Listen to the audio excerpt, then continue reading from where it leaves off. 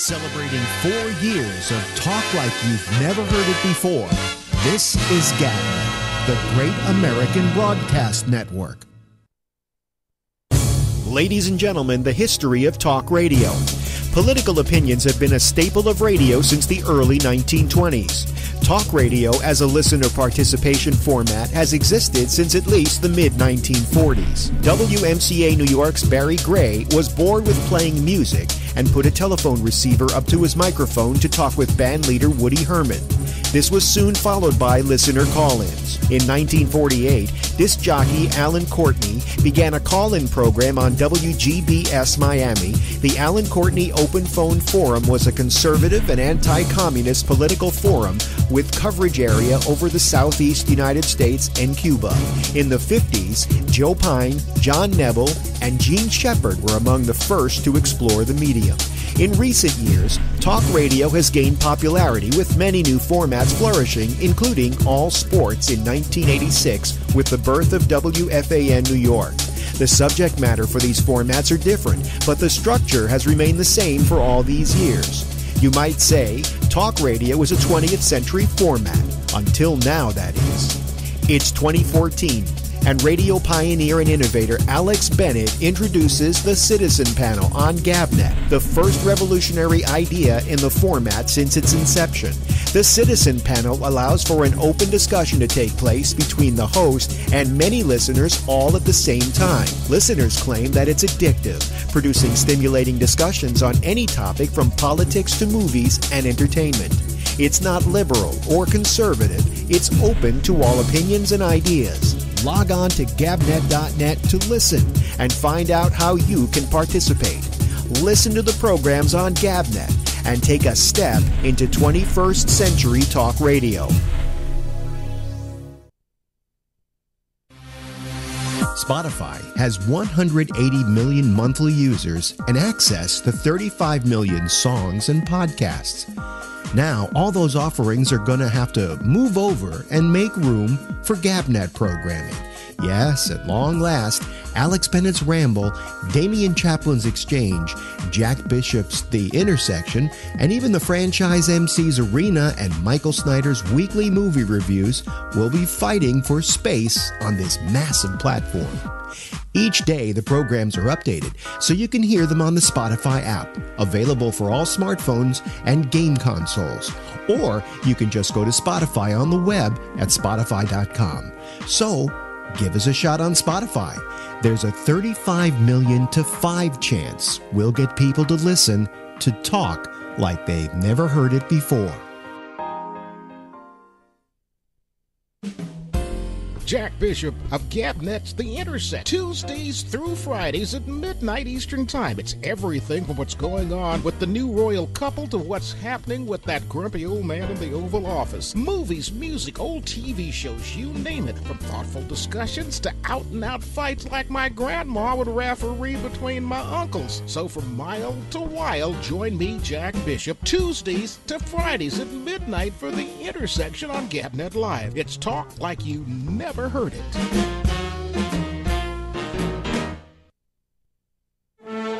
Celebrating 4 years of talk like you've never heard it before.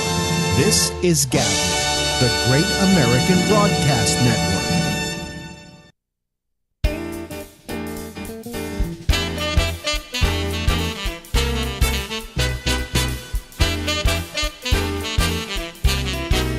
And I sing.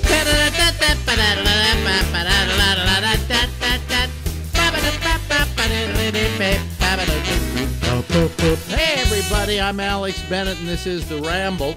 And about 25 minutes from right now, we will talk to our citizens panel and keep going until midnight Eastern Time right here on the other coast of the right coast of America. But in the meantime, we got to talk to an old friend we talk to once a week because we want to check in with him because, well, he makes me feel better about myself. Out to the west coast of the United States we go like a speeding bullet from a gun. Well, at the speed of the internet. It's Larry Bubbles Brown, ladies and gentlemen. Hello. We're rocketing through the BART tube like THX 1138. That's where that movie was made, by the way. When they They were building BART, so they asked, can we go down in the tunnel and use it? You know. I'll have to watch that again. I think, as I recall, I saw it years ago. I kind of liked it. But... Yeah, it's okay. You know, it was. You know, Lucas had a student film of THX 1138, and so Warner Brothers liked this student film and said, "Why don't you make it into a movie?" So he took what was a good short film and turned it into a really dull, long film. Okay. And it was, you know, I mean. Certainly it showed promise, you know. And then he made American Graffiti, and then he went and made Star Wars. And then he was trapped for the rest of his life with Star Wars films, basically, that and Indiana Jones. Well, why didn't he had all that going for him. It seemed like he stopped making movies. He didn't stop making movies, really. He stopped directing them. He stopped directing, yeah. He got people forget this. He actually got mad at the Directors Guild. Here's what happened. The Directors Guild had very specific rules and regulations about credits and how you should be credited on a film. And one of the rules was that a director's credit had to be the very first thing that had to be on the opening of movies. In other words, it would always be written by, and then directed by, and then the movie started. And right. The director's credit had to be at that point. Well, Lucas edits this film, and he feels his credit is best at the very end. You know, how at the end the music swells, the thing irises out, and you see directed by George Lucas. And he liked it that way, at the end of the film.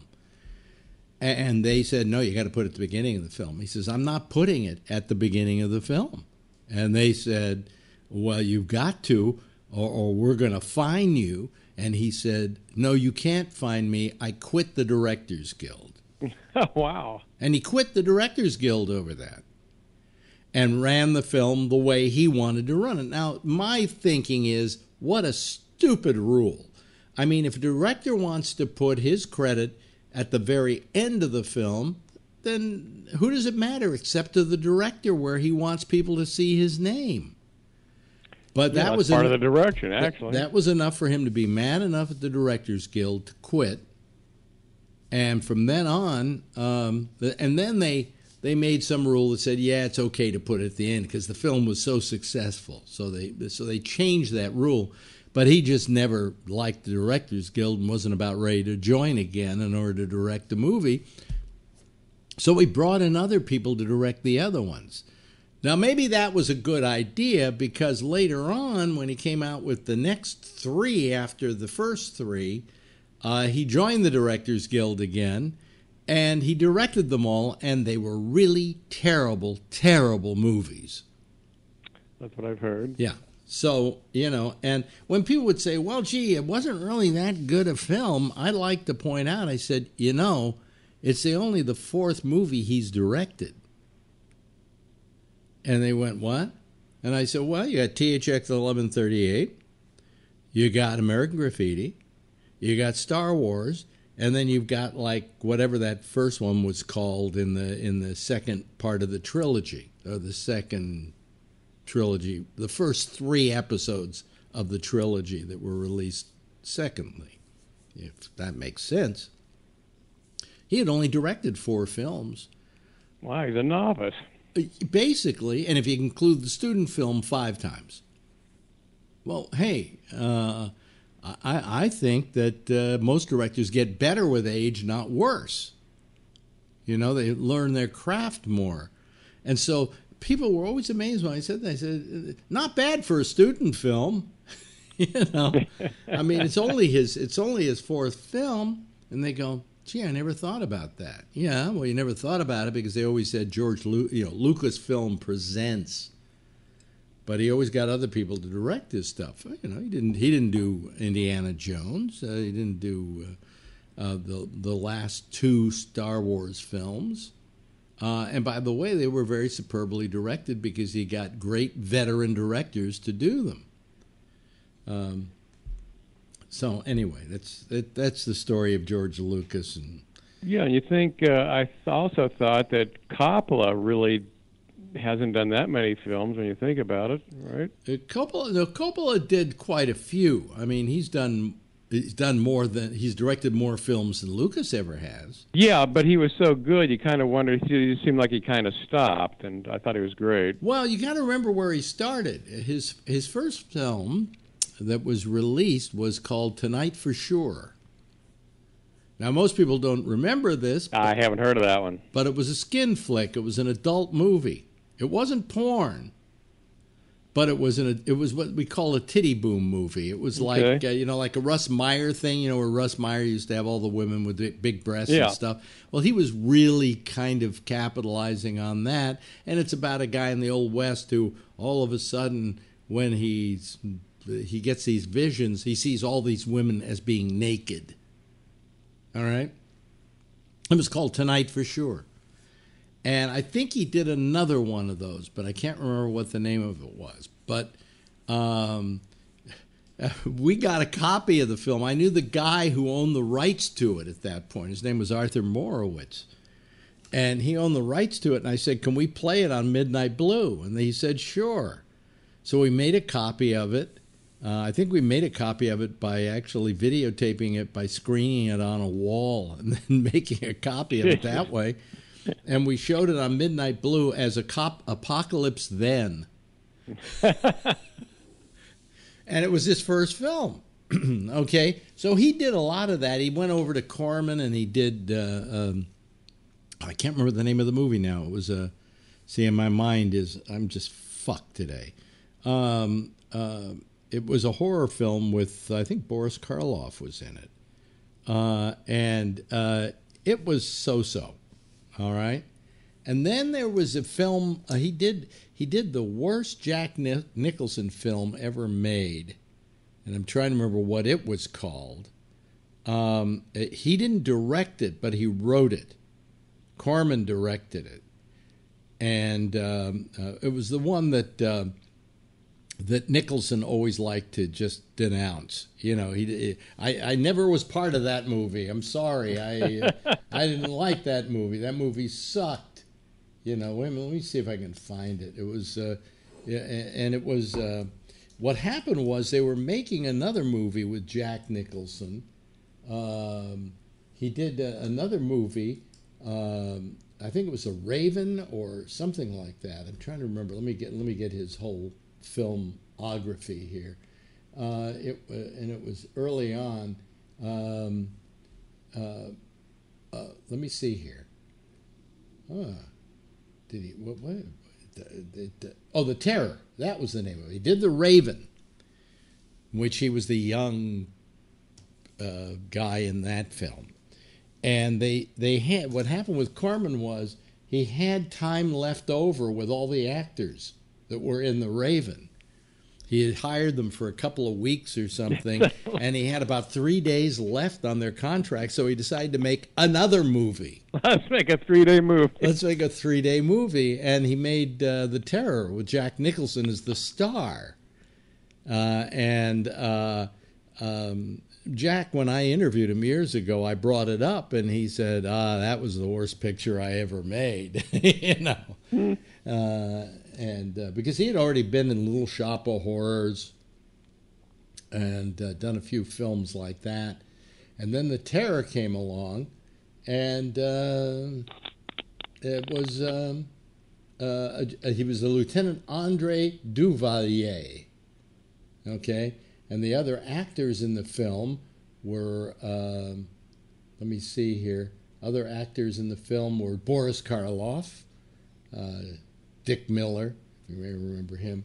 Anyway, so, there are always films that you don't want to remember. Coppola, Francis Ford Coppola. And then I go to, come on, there we go. All right. Known for film producer. I don't want producer, I want director. Okay. Here we go. Down to the very beginning. The The Bellboy and the Playgirls, Tonight for Sure. Oh, then The Terror. He directed The Terror. This horrible Jack Nicholson film. Okay, I gotta see that just for the cast. I would like to see it. Yeah, but he was uncredited. He had 3 or 4 days as director, but he's uncredited. But I think he's credited as the writer.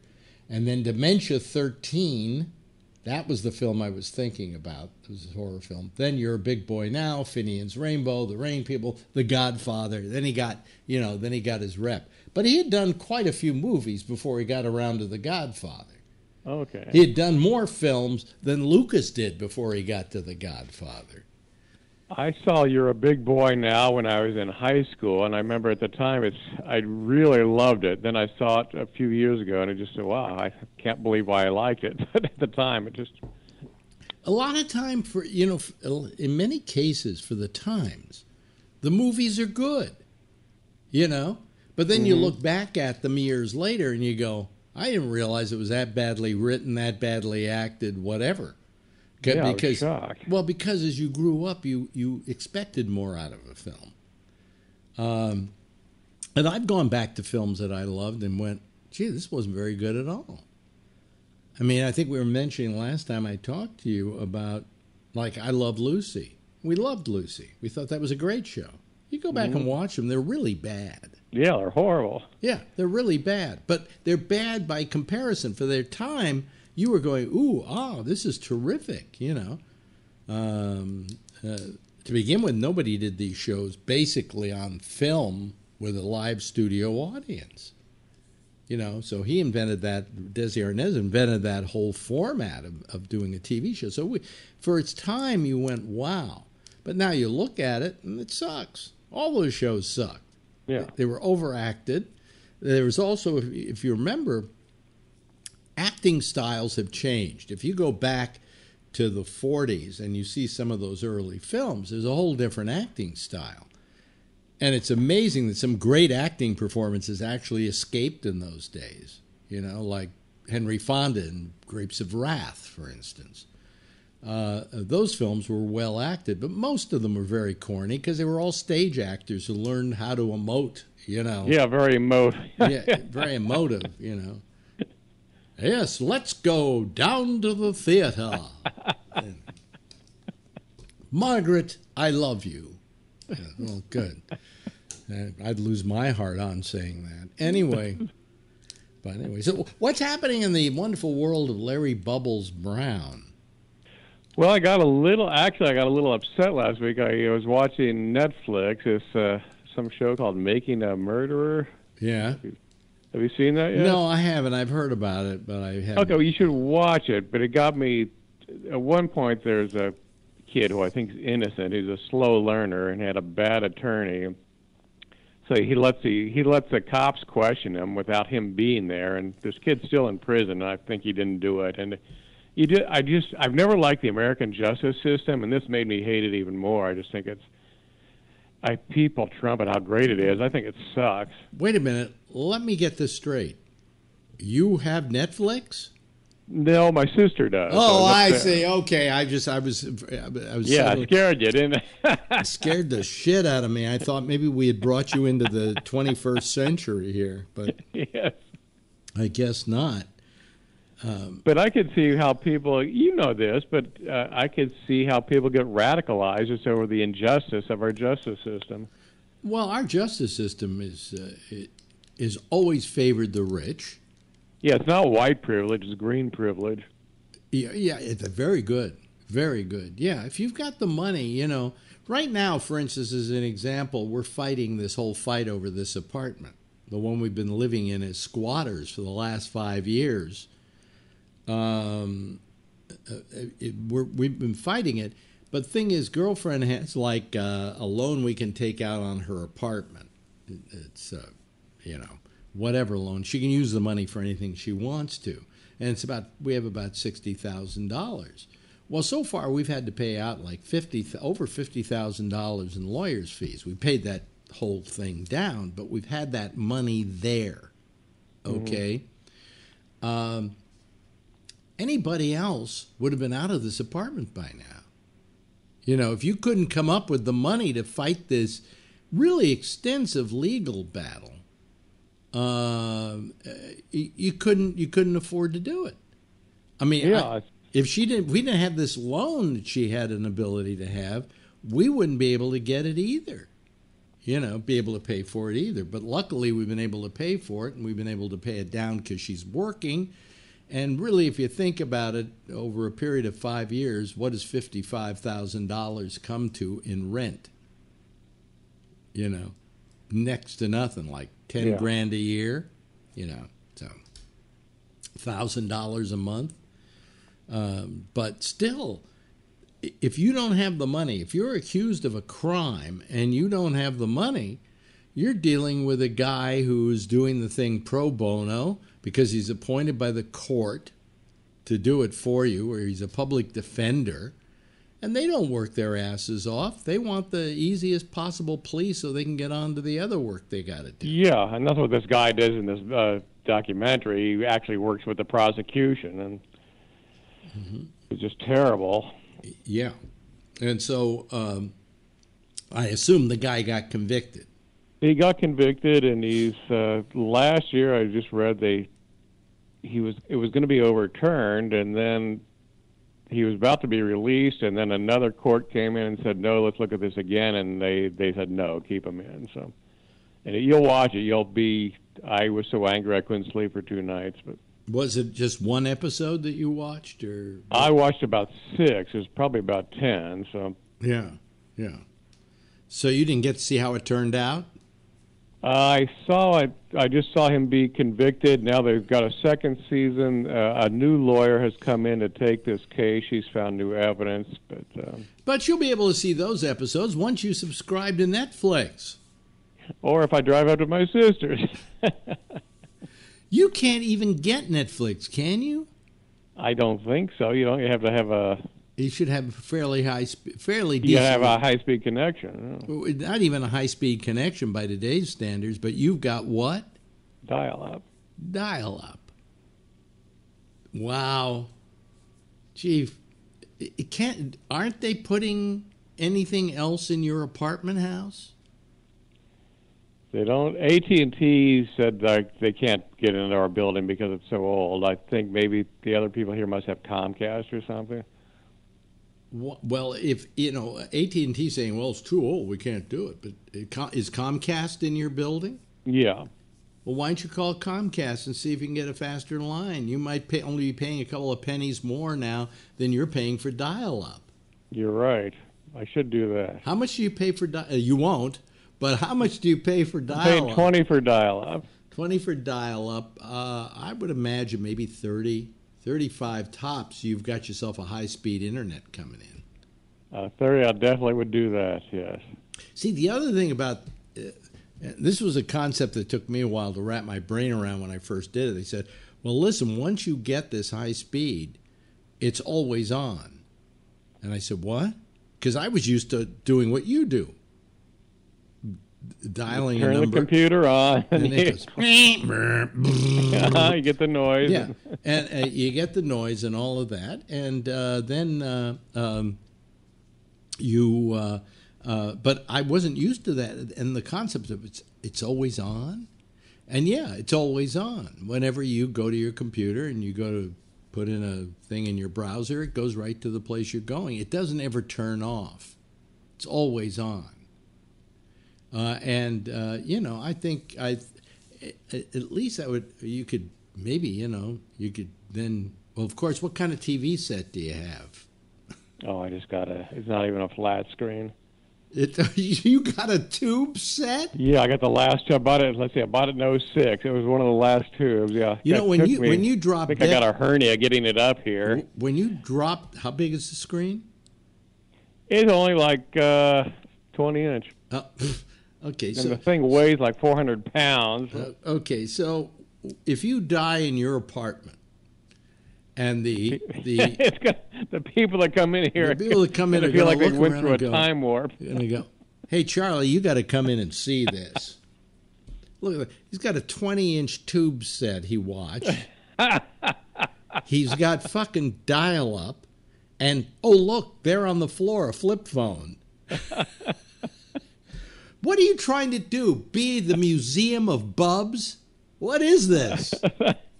People might think I'm eccentric or something. I don't know. It could be called the Bubs Museum.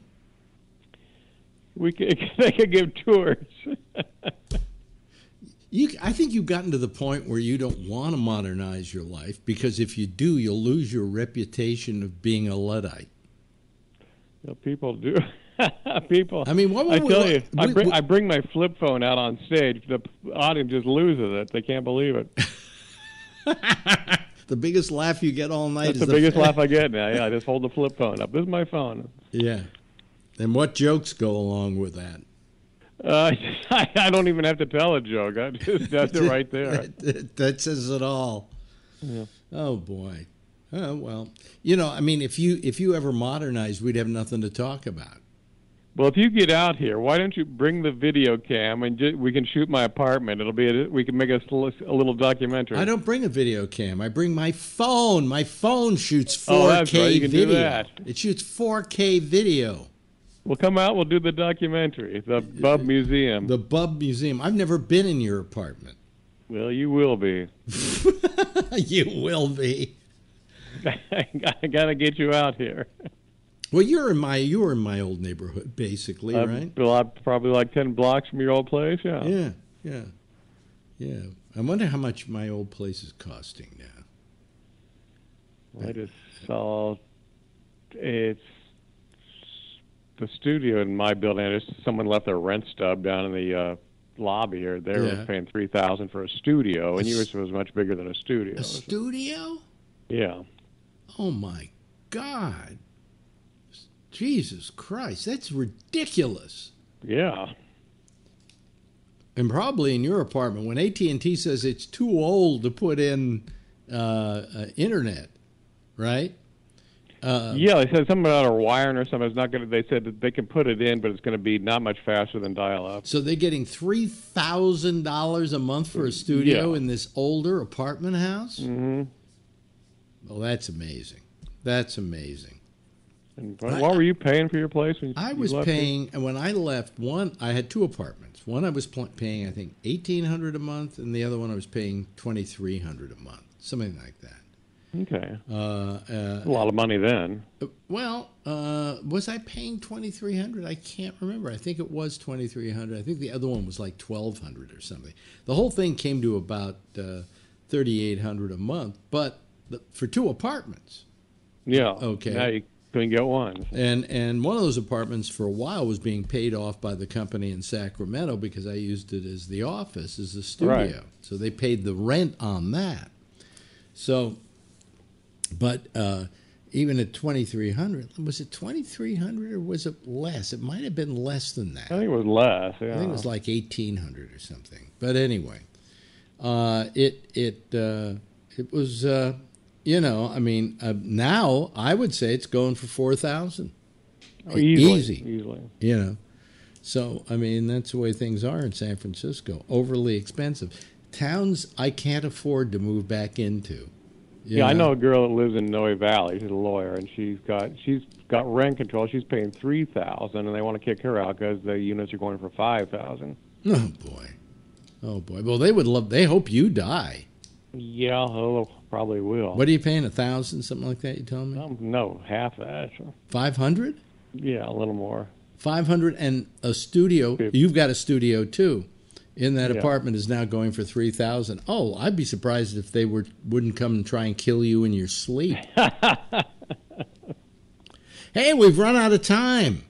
And I've run out of life. You know something? My ex-wife, let me say this quickly. My ex-wife, Ronnie, has cancer and she's dying.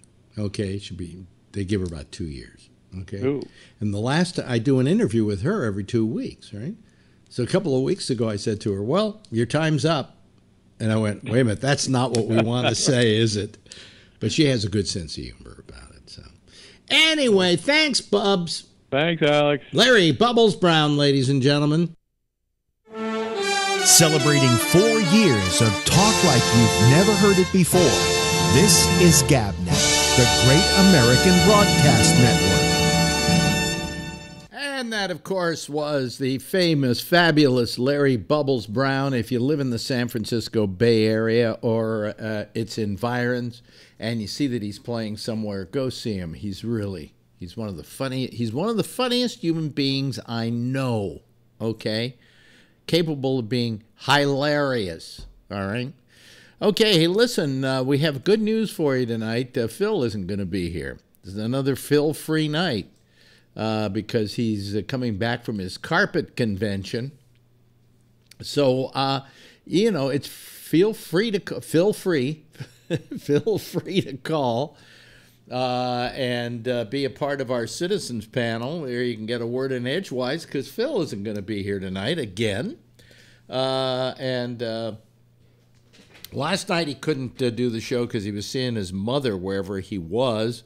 And tonight he's traveling back to the San Francisco Bay Area. So it's all clear, all right?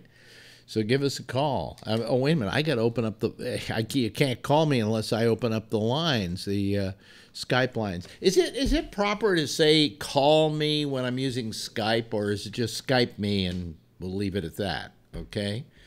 Anyway, if you don't know how to get to us via Skype, just go over to gabnet.net. You won't miss any of this because the video is playing over there as well. And on the right-hand side of the page, it tells you how to get Skype, how to use Skype, how to call us on Skype, and it'll make it really easy for you. It's like a tutorial.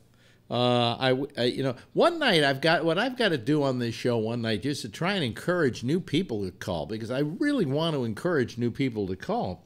Not that I don't like the ones I've got, but it's always nice to have a nice, well-rounded group of people calling, and so to encourage them, maybe I'd have a newbie night or something where only newbies would be allowed to call or something like that. But then that would be unfair to the people who call this program all the time, and I get great enjoyment out of them calling, so whatever.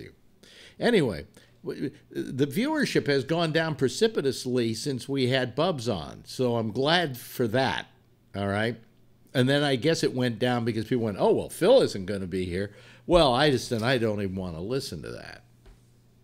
But anyway, the lines are open and we're ready to go. And it's another night where, I don't know, I've been taking this drug called gabapentin, which a lot of you know of because a lot of people use it. Tom Yamaguchi says, I want to hear new people too. Well, you call only once in a great while, like when Phil isn't here, that you're kind of a new person whenever you call, Tom. So give us a call.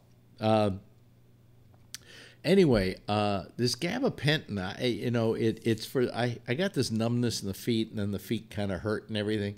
So my doctor said, try this stuff. Well, I had tried it before, and I felt it only exacerbated the problem, but I tried it again, and it is working. But I'm lightheaded all the time from this shit.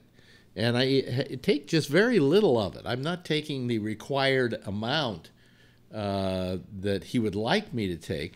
But it's just like I'm just drowsy all day, or I feel good, and then all of a sudden I feel undrowsy. Oh, hey, from Plano, Texas, ladies and gentlemen, the state that almost elected Beto O'Rourke. Yeah, almost. There he is, Scott Boddicker, ladies and gentlemen. It was close. It was close. Hey, you know something? It hasn't been that close in years, has it? Right. That's right. He 200,000 votes. Much out of I don't know how many it was, but yeah. Yeah. What are you rubbing against that made all that noise? Is I had some kind of it was like a rubbing sound or something across your microphone. It couldn't have been my microphone. It's on the it's on the thing, and my dog made a sound, but it didn't sound that loud. Really? Was that like a dog fart or something like that? Groaned over there. He's just Yeah.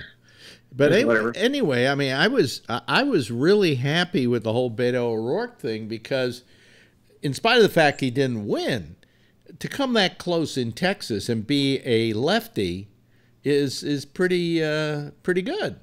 Yeah, he's kind of left. He's a little more, middle of the road kind of guy. Well, I think he's where he's got to be to get elected in Texas. Yeah, he had to talk middle of the road stuff. Yes, you're right. Yeah, but I mean, it seemed like a good guy, and I'm sure you voted for him.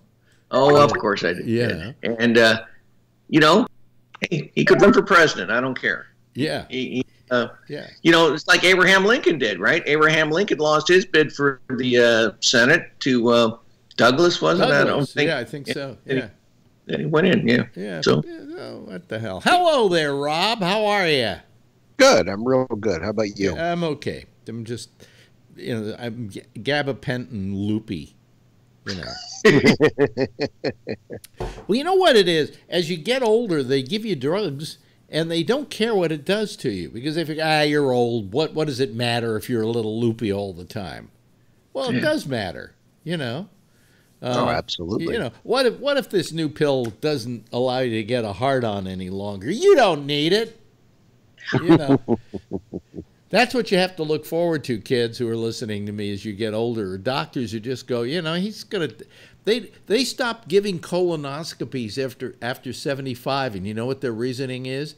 If you got the cancer that day that you got it at 75, if it suddenly got you, it'd be 10 years before you got it, and you'll probably be dead by then. That's their theory, So, yeah, it's not so far-fetched if you think about it. Well, wait till you get to be my age, and it sounds very far-fetched because you don't want somebody saying, hey, look, we don't need to give you a colonoscopy. You're not going to live that long anyway. Well, and I also think it's not completely that. Some of it is there's a risk factor at any time you go under any kind of anesthesia. So the risk factors at a certain point outweigh, the actual the benefit of the procedure. Well, for prostate, they give you a PSA test so that if you get prostate cancer, they can find out, or and there's a question as to whether it's a good test or whether it works or not.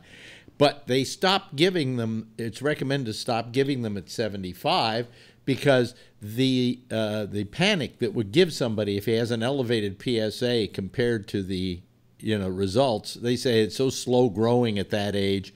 You'll be dead before. Well, suppose I live to be 100 and now I've got prostate cancer. What are you going to do about it? Well, my mother lived to be 100 and she had prostate cancer. No, I'm just kidding. No, she did. No. That would have been a medical miracle. Yeah. Well, my mother was a medical miracle. 100 years old. That's incredible. She lived that long. People say, well, why do you think she lived that long? What did she do? I said, she wanted to get even with me. Because you as a child then have to take care of that 100-year-old parent who hardly even... did that happen? At what age did care needed to be administered? It happened around 95, 96.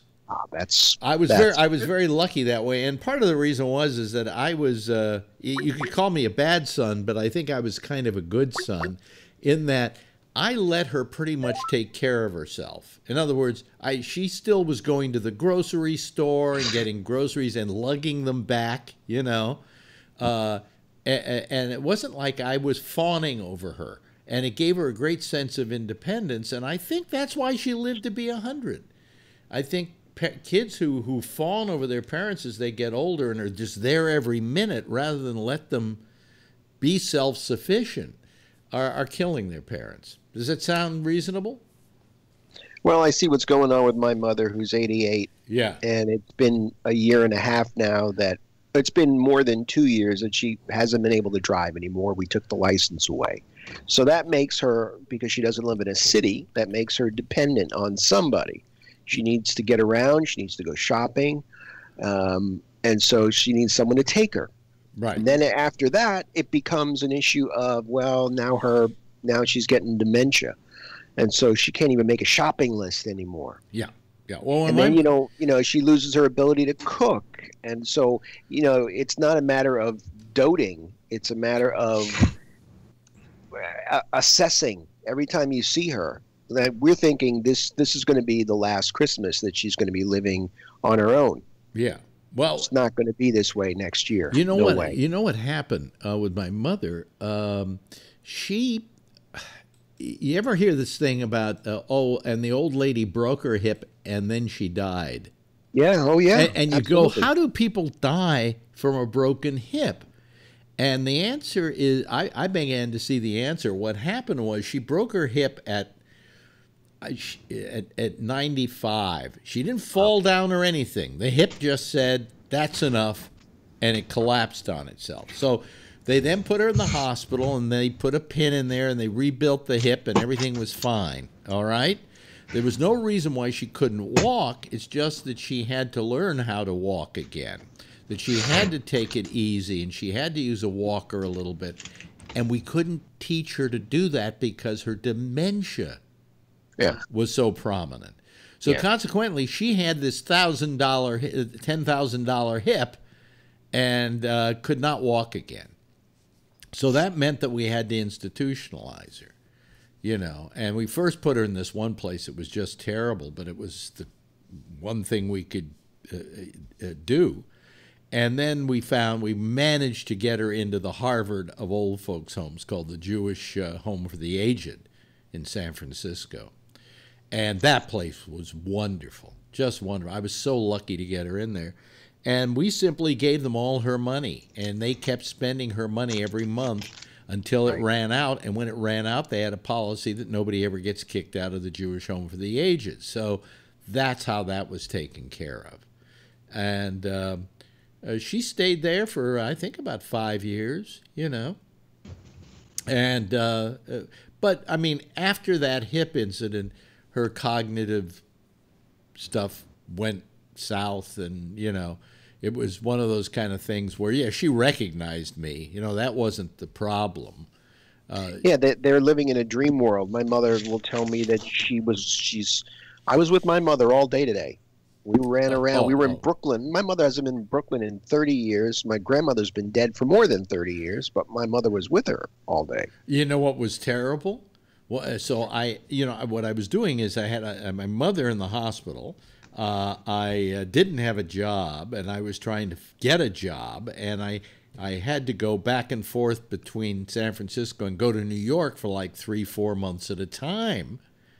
And so I told my mother, I said, Mom, I won't be around for a while because I've got to go to New York. And she said, well, when you're there, say hello to my mother and my father. Yeah, well, there you go. Same thing. That's what my mother Well, I made a big mistake. I said, Mom, your mother and father are dead. And she went into a state as though it was the first time she had found out her parents were dead. Yep.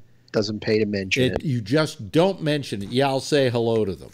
But I didn't know that at the time. You know, I figured, you just tell her, hey, your parents, oh, yeah, my parents are dead. No, that wasn't it. She went, my parents are dead? Yeah, we've all done that. I mean, and once in a while it slips out because you just don't think about it. She'll say something and you say something and you could see they're just complete. It's like they're hearing it for the first time. Well, I felt bad because I didn't go back for about 4 months, and then I went back. And, of course, the first thing I'm going to do is go see my mother. And when she saw me, it was like I had visited her 2 days ago. She didn't know that I had not been coming to see her. Right. You know. Same thing with my mother. She thinks she keeps asking me, how do I like Virginia? Ma, I've been here 11 years. Where have I been? No way. Yeah, Ma, I moved here in 2007. Yeah. No. Yeah. That I tell her. I mean, we don't mention people who die anymore. Yeah. But I will say, Ma, no, I've been here 11 years now. Let's see. I'm trying to add Jeff to the group. I can't add him to the group. Well, that's ridiculous. Don't tell me I'm going to have this problem again tonight. Oh, boy. Let me see here. What do I do? Let me stop. Let me go over to Jeff's name here. Let me go add to group call Skype. Let me call him. and see if we can get him in this way. If you're listening, Jeff, we're calling you on Skype. Nah, that's not going to work. Oh, wait a minute.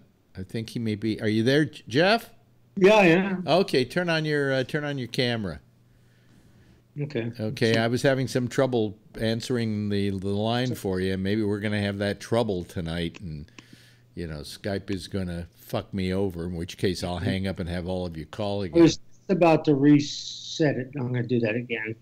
Did you turn on your camera? Yeah, I tried. And it won't turn on. No, so I'm going to try calling me right back. Try calling me right back. Yeah. We may have to just stop Skype and start it all over again. But anyway, so that was the problem with my mother, which was when you have to deal with a parent that age, it's not easy because you don't know what to do. You don't know what's proper. You don't know when to correct them on stuff, and also it's painful to watch, because here's this person who has always been okay. Now let's see, there we go. Okay, it's working now. It's working now. Okay, that's Jeff Stein, everybody. Just in case you were wondering who the hell that lovely bearded man is. Oh man, that's a great beard. It's a great beard. I work on it. Yeah, I keep trying to grow a beard like that, and I can't because it's just like here it gets all kind of just blotchy. So you're very lucky. I work on it. Yeah, but I trip a lot. Yeah, but having to deal with a parent who you wish your parents would live forever, but then they do, and then that becomes the problem. When my mother reached 100. She got to a point where what was it that happened? She just kind of refused. She stopped eating. She didn't want to eat. She stopped eating. That's the end. Yeah. That's palliative care. When my father, that's what they said. They said when they stop eating, that's their body shutting down. They don't want to eat. My father tried. We brought him his favorite things, and he's like, I can't eat it. She was just, I mean, she died of old age is what she died of. She didn't die of cancer. She didn't die of a disease. She died of old age. She had dementia. She didn't have Alzheimer's. Alzheimer's will kill you. Yes. Dementia won't. But I remember it's strange. I was in Macy's shopping, and my cell phone rings, and it's my business manager, Gary, and he's got on the line her doctor. And says, look, we can't get her to eat. She just won't eat. She doesn't want to eat. There's nothing wrong with her. She just won't eat.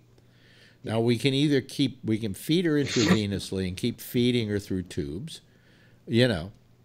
forcing food into her, or we can just let her go. The call is up to you. And it was kind of like, it was no different than the time that the veterinarian called me and said, we're going to have to put your dog to sleep. Yeah, I know, it's weird. Yeah, it's very weird, but I just said, yeah, sure, because I thought about it and I said, over 100 years old, how lucky was I, or how cursed was I, one or the other, and she outlived my father by 41 years. Wow, it's a whole other life. And I adored my father. I often said, why couldn't he have gone at 100 instead of her, but. Anyway, so, and then because he knew what hell he'd had to put himself through if he'd have lived that long. And when they die that old, like if your mother's 88, right? Yeah. And let's say she died tomorrow, and there's always that possibility, right? Sure. Would you feel bad, or how would you feel? Because I mean, I would feel bad, of course. My mother, she has no more personality, but she's still my mother. And when I go see her, I'll see her next week. Yeah. She's still this woman that if you never met her and didn't talk a lot with her, you wouldn't know there's anything wrong with her because she's still spry and she moves faster than I do. Yeah. She's still got a body. Her body is in such great shape in terms of her I watch her because we have the cameras in her house now. She bends down, picks stuff up from the floor. She gets up, she runs up, down the stairs. I mean, it's crazy. It's just her mind. So yeah, I would. I mean, I will miss her obviously, but I did that with my father. I said, I was blessed to have him until I was, 55 years old. Yeah. And I have great memories of my father, and so that's how I comforted myself when it was. Well, I did not feel, I wasn't crying sad, okay, because my mother went at 100. Yeah, you can't cry. And you can't cry over that. You just can't cry over that. I remember crying over my father who died at 59. It's young. I mean, that was devastating to me. But my mother at 100, I just went, she lived a long life, longer than most people are allowed to have. And why should I feel sorry? I should feel happy. I should feel happy that there was nothing more to live for. She had dementia so badly that, although I got to tell you this story. I love this story. I've told it several times before, so don't stop me if you've heard it. She was in the old Jewish old folks home. She was in the dementia ward, and they had this day room where all the old ladies and old men sat around all day, just rotting away, basically. I mean, there was, they do whatever they could to keep them happy, and it was a great place. And, there were 300 people working there and 300 people institutionalized there. So it was, it was really intensively good. All right. But so you got this day room there, just to tell you, when women want to complain about guys, try not to snort as much, Brian. It's distracting. I don't mean to insult you, but you sounds like you have a cold or something. Do you? I don't know what the fuck's going on. Cocaine. Cocaine. Yeah. I wish. Yeah. Anyway, can't afford it. In this room, I look around. There were no men. There's one guy. And I'm thinking to myself, for all the women say about a guy's this, guys are lucky, guys rule the world. Yeah, you outlive them.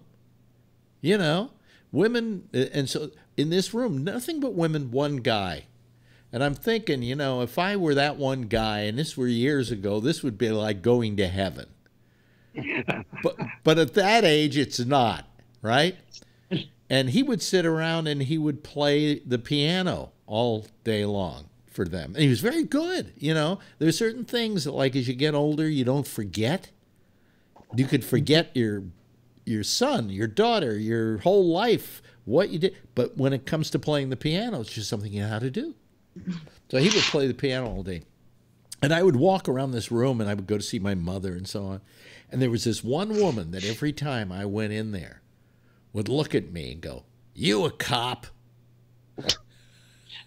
I don't know where that came from.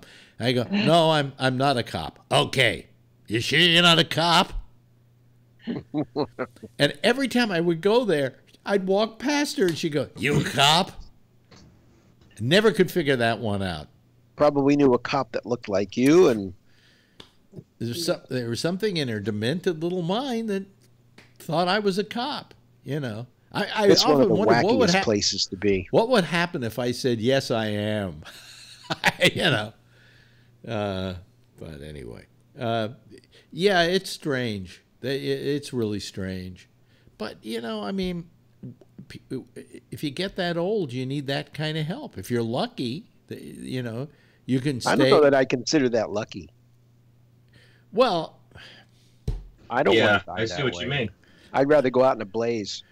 Well, I'd rather just go like that. I don't ever want. Feeling in my sleep. I don't want to ever die. So Yeah, see, I don't have that. I don't have that. That burning desire that I've got to live forever. Yeah, and Rob, I guarantee you, will have less of a desire to live than you do, especially if at 36 I have this shitty economy to look forward to and all that. Don't get me wrong. I don't want to die, but I am not. I don't have that. I mean, if I were to die in my sleep tonight, so be it. I have a great. But if I have the end of the American Empire to look forward to in the next 10 years, if not the next 5, I'd rather be dead tomorrow. Oh no! Hope is still alive. Tim has just joined us. I would actually want to be around for the end of this this country. I would like to see the downfall and see what goes on. Maybe for the first 6 months. And have one more citizen panel with Phil and say, "I told you so." Yeah, maybe for the first 6 months, and then after that, Alex, it's going to be hell. As long as it's just like the movie, The End. Well, you know something. I got to tell you with my I'm thinking Mad Max with my ex-wife Ronnie, because she's facing that. She has about 2 years to live, basically. That's at the outset.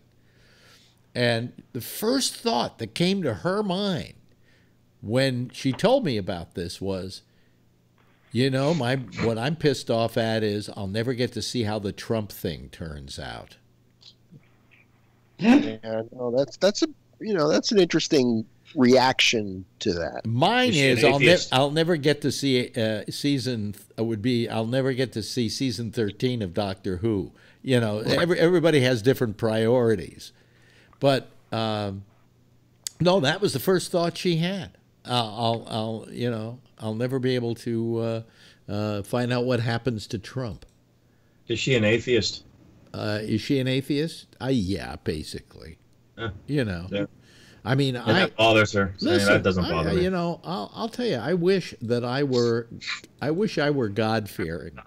Okay, I wish I were God-fearing, because then I would have no fear of death. I would go, I'm going to be with your Uncle Bill. I'm going to be with Grandma so-and-so. But you're too well-rounded and intelligent to be God-fearing. Yes, so my alternative to being God-fearing is having fear of death. Because what is religion anyway? The whole thing boils down to giving you a story about how life is going to be better after you live here.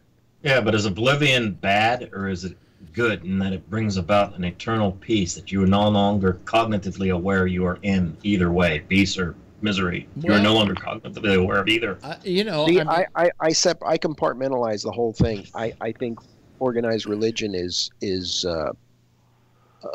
from my perspective, a joke. Yeah. But I believe in an afterlife.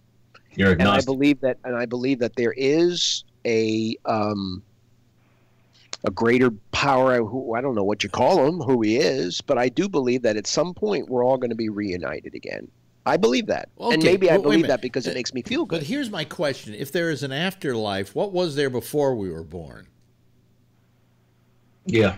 Well, if you're of what is it, Buddhist, they believe in reincarnation, so that there's this pool. Yeah, but there's got to be life forms. That was Hinduism. Yeah, but there's got to be some. There's a couple of them that believe. There's got to be some. There's got to be some place where you never existed. Like when I asked my father once, I said I have this great fear of dying, and he said why? And I said I don't understand what it's like to not exist. And he said you've been there before. And then I started worrying about what that was like. Like how could I have not existed and then all of a sudden I exist? It's kind of like existence is something you get very used to and you can't comprehend anything else. And that's where religion came in, because a bunch of con artists years ago figured, I think I know a way I can make money. I will preach to these people and give them a feeling of relief that they're going to go somewhere else. And if they just put money in the pot every week, they're going to go there. And I have a good friend who's Jewish, and he is learned enough about it that he speaks Hebrew. He studied it. Yeah. He knows a lot about the religion, and he's not religious. But what he loves about Judaism and going to temple and doing all of that, when I asked him, was like, if you're not religious, then why do you do it? He goes, community. He loved the community of it. Yeah, but I don't think that's why most people are drawn to religion. Well, most people don't like being alone. Most people are drawn to religion out of the fear of death and knowing that there's a better place beyond this. And if they're living in misery, like they're poverty-stricken, they even become more religious because that gives them a feeling of relief. So my question is, for people who are going, well, religion is the opiate of the people and religion is terrible, and I'm one of those people, is it not maybe good for some people who don't have anything to be able to believe even in something false? Well, think about what you're saying. If it kind of helps, like Lamaze, you can focus your energy and thoughts in one certain direction that it's like a painkiller. Yeah. Yes, Brian. It's an opiate of the people, in a sense. Yeah. Well, to dovetail with what Tim is saying, I'd say that it's not only like a painkiller, but it's like giving a hallucinogenic pain-killing substance to somebody who's in chronic pain and schizophrenic. Now, I'm not so out of it that I don't think that, as Rob put it, there may be something beyond this, because there is so little we truly know about the universe. There's too much. I'm not one who I believe that people have special abilities to be able to keep in contact with these people, with these spirits. And how would they know the kinds of things that they know? I mean, you've been in radio for how many years? You must have come across some psychic that you've worked with. Don't believe in them. Don't believe in them. See, I do. See, in fact, I made a rule on my radio show to never book psychics. I believe in them.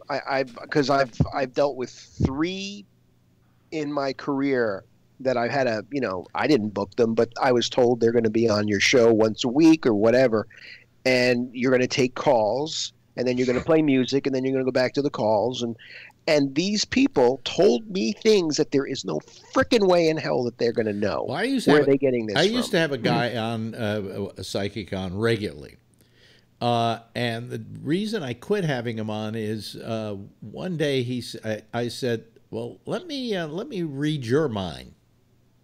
Let me be psychic with you. And I became psychic. And then callers would call, and I would become a psychic with them. And he was amazed. He said, you have amazing psychic abilities. And I said, no, I don't. I'm using the same phony tricks you're using. They call it cold reading? Well, there was a South Park episode. I did this many times on the air. I said, call me up and I'll read your mind. And I was about 90% correct on stuff. But the reason I was doing it is while you're talking to people, there are tells.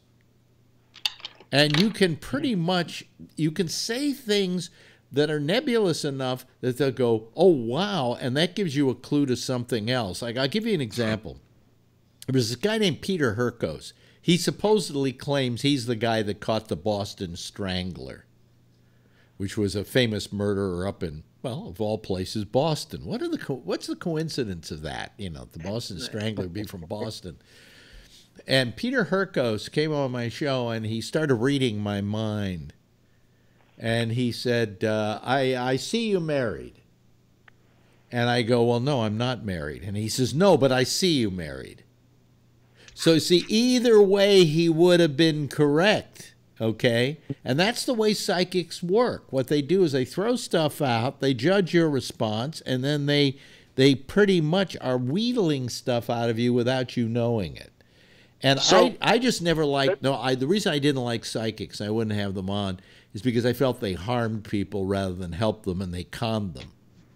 That's a common trick of magicians also, where you get a numerical result and you have a choice between the two, and whatever your dupe picks, you say, yeah, but the opposite is this number, and you just go down the path, and you can get to any conclusion and know the final answer by just a little pathways. Like magicians have tons of tricks. One of the best of them is that it's a thing called forcing a card. You don't know. You pick a card, any card, but you're being forced a card. Right. But I just felt that too many people were relying on these psychics. Like I considered, for instance, I'll give you a good example. Remember Uri Geller? Mm-hmm. Yes. Guy bent spoons. Yeah. Oh, and the people here in America, like the CIA, wanted to interview him and see how he could bend those spoons and things like that. And Penn Jillette told me once, he said the problem with Uri Geller was he'd be okay if he said, listen, I'm a magician and this is a trick. But he didn't say it was a trick. He said James Randi debunked him. Oh, James Randi went right after him. Yeah. And I love that guy. And nailed him good. I knew Randy. Good guy. But so you put them in the category as the WWE, basically, wrestlers. Well, no, it's more like what he was doing. Penn said the problem with what Uri Geller was doing was he was claiming he had this power when what he was doing a magic trick.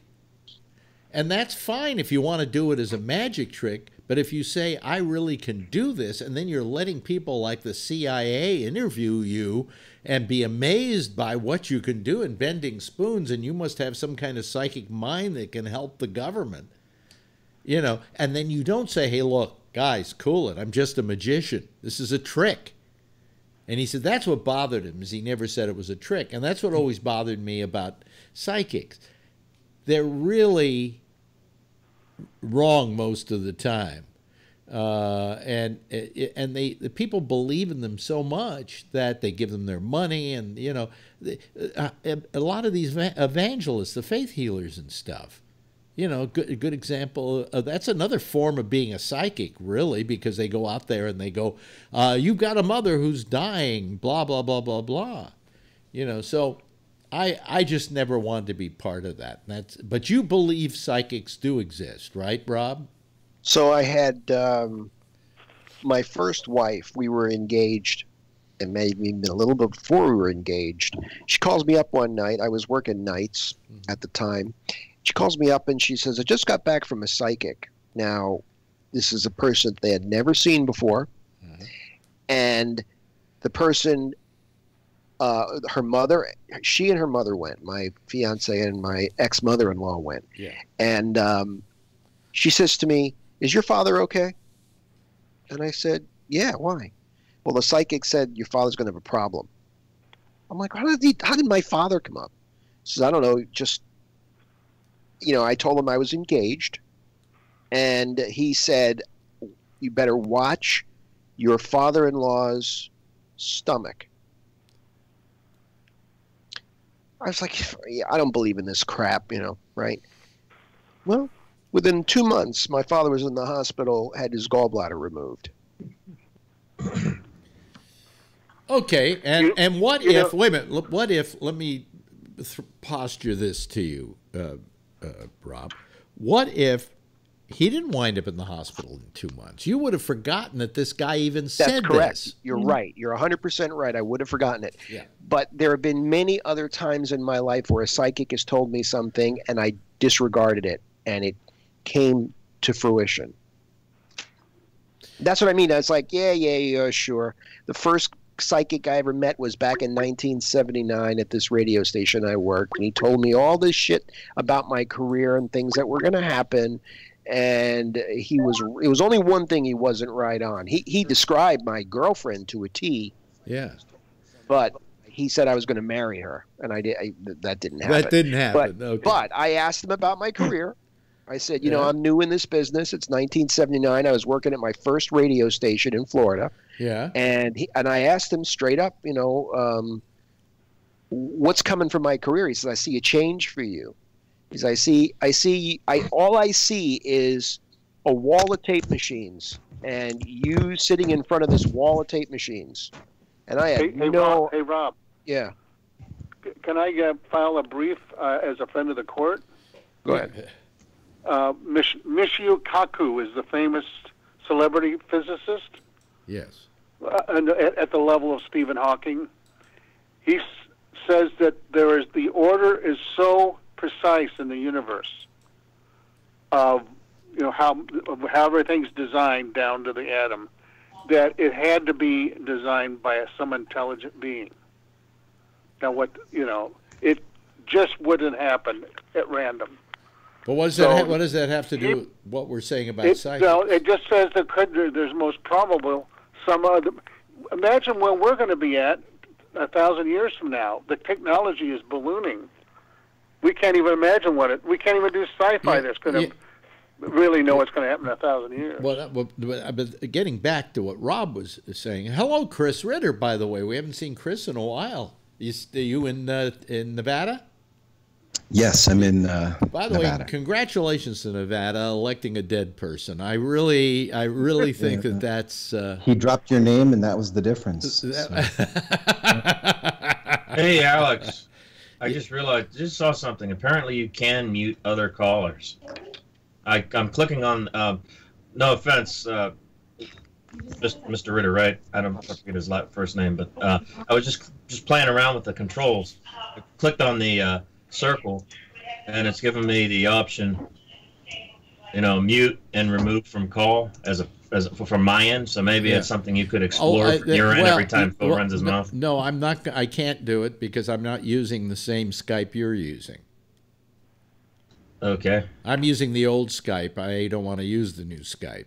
Well, it would be a net. If you ever come around to the new Skype, apparently that's a new feature that they added. You can mute. Well, when he starts running his mouth over someone else, or even when I do, he can mute us. Yeah. Well, I don't want to use the new Skype. I didn't mean to interrupt. I just thought that was. No, it makes it look terrible.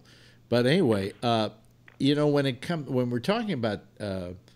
So psychics, all I'm saying is, Rob, that to begin with, if somebody says, what's going to happen with my career, he knew that there was going to be a room full of tapes. Well, so what happened was, this is like February of that year, right? Yeah. And here I am. I'm at your 1979 style radio station with turntables and cart machines and a microphone and a big console, and I'm and so we're talking in that room, right? And then he says to me, I see a change, and all I see is this big wall of tape machines and you there. He said, I don't know what it means. I don't know what it is. Well, fast forward 3 months, approximately. Yeah. The company buys the radio station, takes the FM station and makes it a automated rock station, and takes me off the air on the AM and makes me the production director on the FM and gives me a board op shift on the automation. And I was sitting there babysitting this, and it's funny because I said it the same way he did. I was on the phone with a friend of mine, and I was looking for another job. Yeah. And I said to him, I'm sick and tired of sitting here behind this wall, in front of this wall of tape machines. And I stopped, and I went, holy crap, wall of tape machines. Well, I'm trying to think. What's the... there have been a bunch of those things that have happened in my life revolving around psychics, and I just believe that there are energies, there's sensitivities that people have to certain energies, that they are sensitive to that. I have never in my life seen proof of that, okay, to be honest with you. So nobody has blown your mind with anything they've ever said to you? No. The day that Peter Herko said to me, I see you married, and I said, I'm not, and he said, yeah, but I see you married, I went, these guys are phonies. And I've never found one who proved to me that they were for real, or that they what they do is they say things that are kind of nebulous. Like, let me say you're in this room full of tapes, okay? Now, the guy knew that you were broadcasting, obviously, because you were interviewing him on the air, right? No, we were talking off the air. No, but I'm saying you talked to him in a radio station. This is what you did for a living. And he said, you're going to be in a room full of tape machines. Well, that could have meant anything. And when you finally, months later, found yourself in a room full of tape machines, well, oh, my God, that guy was right. But that guy wasn't taking a bad stab at it, because what would have constituted a room full of tape machines? 3 tape machines? 5 tape machines? He said 10? A wall of tape machines. My wife claims... And I use the exact same term, wall of tape machines. Hello, my wife claimed to me after we were married that she was told that when she went to a psychic with her and her mother that I was going to marry her, and I didn't even know her. Really? Yeah, I didn't believe her. Here's my question: if you didn't marry her, she would have never remembered that psychic. She never. I don't know. She went there a few times. She said, and then later, after we were married, she told me the whole story about how she was going to. Yeah, but I don't know. Maybe so. If you didn't marry her, she never would have said that psychic's full of shit. You get what I'm saying? You're saying you just got lucky. You're saying all of these things are just. If you spit out enough things, eventually some of them are going to be right. You spit out enough things. Yeah, that could be. You spit out enough things, and then when they come true, you go, "Oh, that psychic was amazing." Or some big guy when with it doesn't happen, you don't sit around going, "That psychic was full of shit." You get what I'm saying? Yeah, it was pretty coincidental the way she told me. It was pretty funny. Yeah. I mean, it's just random, though. My father's going to have a problem with his stomach. I'm in a wall of tape machines. Another one, the last psychic I worked with in the 90s told me that we were doing a show, and I was the host, and she was the guest in another studio. And during the records, I would answer the phones and put people on hold and get their names and their birth dates and stuff so that we could line up a bunch of callers for the segment. And I was talking to this one woman, and I was like, I'm really, this woman sounds kind of cool, and I'm interested, maybe in talking to her a bit more. So at the end of the night, I had kept her phone number and stuff, right? Because we would, we carried on for a bit on the phone. Right. And at the end of the night, we're off the air, and we're walking out of the station together, and we were talking, and I said to her, gee, I think I'm going to call this. And I don't remember her name anymore, but I think I'm going to call her. And she said to me, what's her birth date again? And what's her age? And I told her, and she said, trouble. I wouldn't mess with her. Telling you, you're going to regret it. And I regretted it. Oh, really? I didn't listen to her, and I regretted it. Yeah. Well, I always have had my, what can I call it, my doubts about this sort of thing. How about you, Chris? You ever dealt with a psychic or a fortune teller? I work with a lot of magicians, about 100 of them, and some of them pretend. I did learn one thing, though. I was hanging out with a bunch of my wife's coworkers once, and one of them really made a big thing about a certain candy bar she loved. She just went crazy about it, and I just thought that was weird. 3-4 years later, I ran into the same group again. They didn't remember meeting me.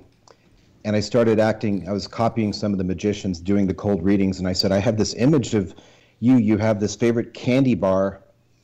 And I blew her mind. And then I cold read her a little more, and I guessed 2 more things correctly.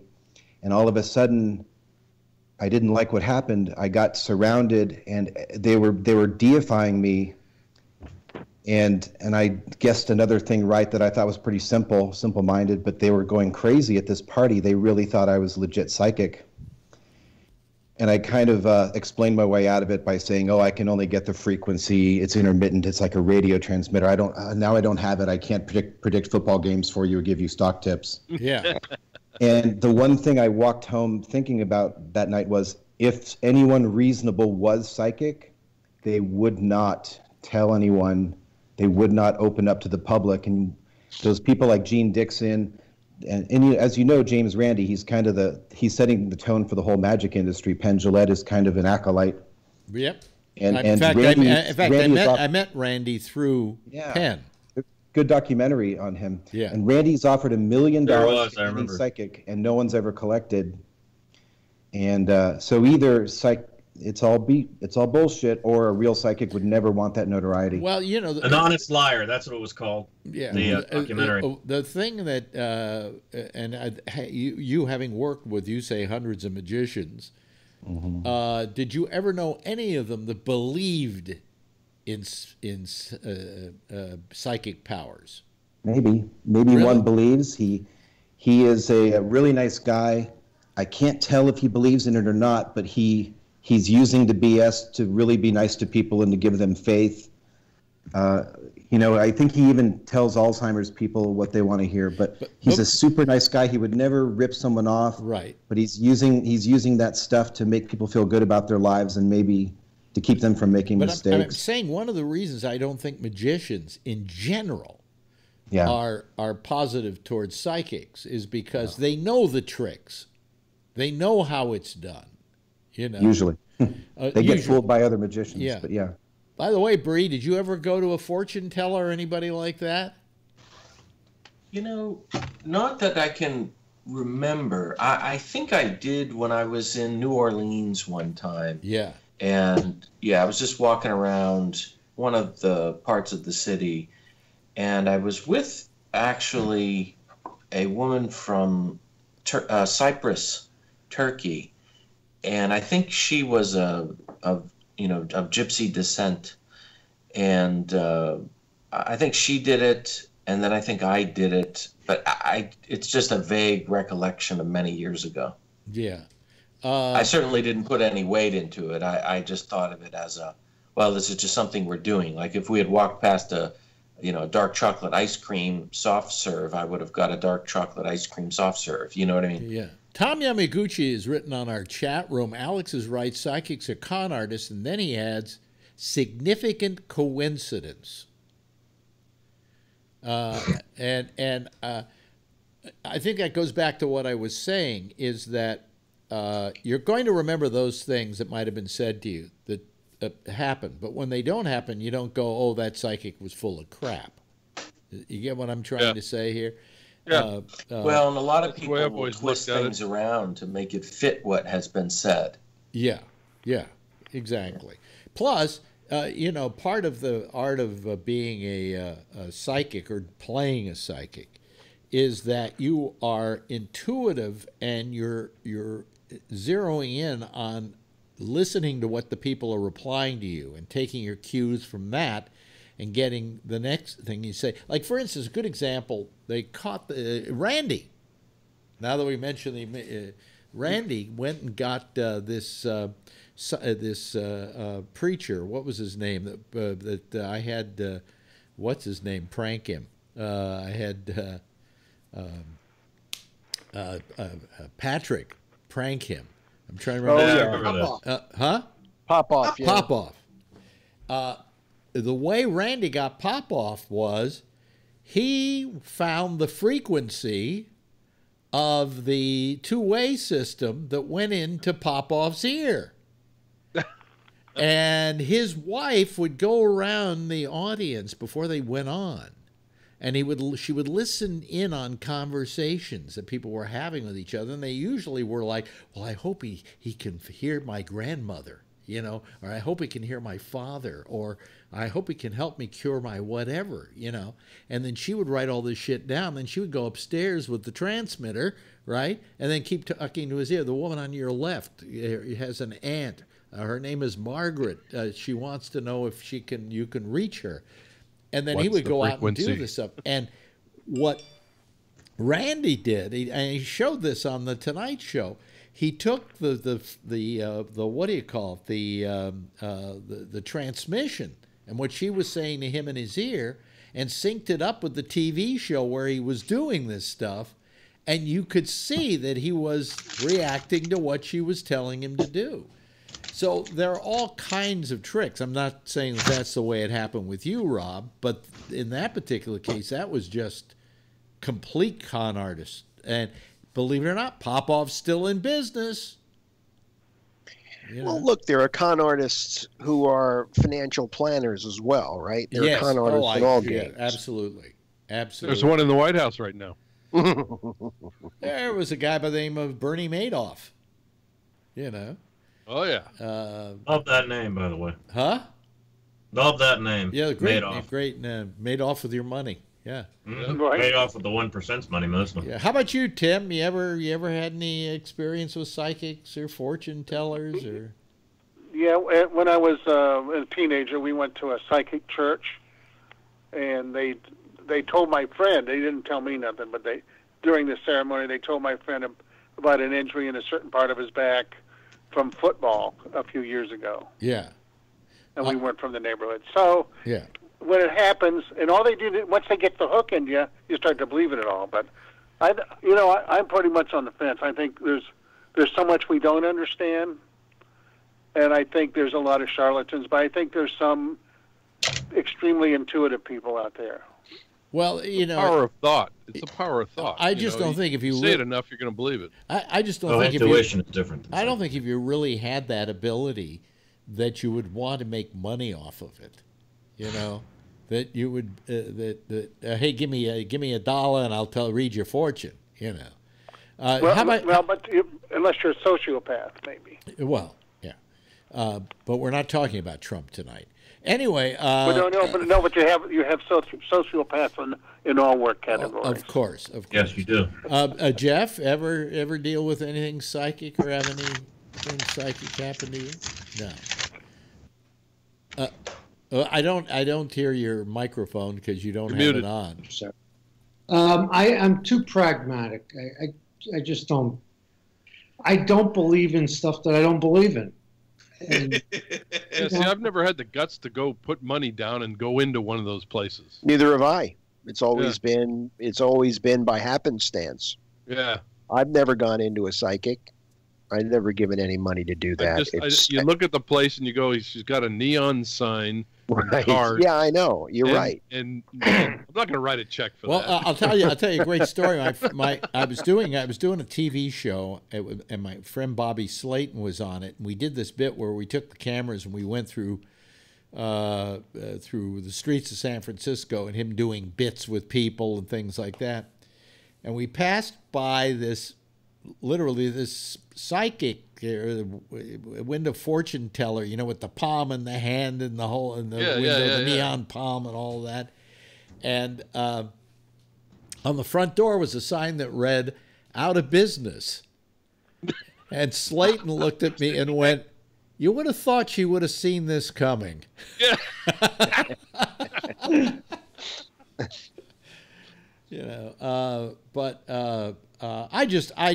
I'm bothered by psychics only because most of them, if you want to say some people have some kind of ability, we can argue that, but most of them don't. Do you know who needs a psychic right now, Alex?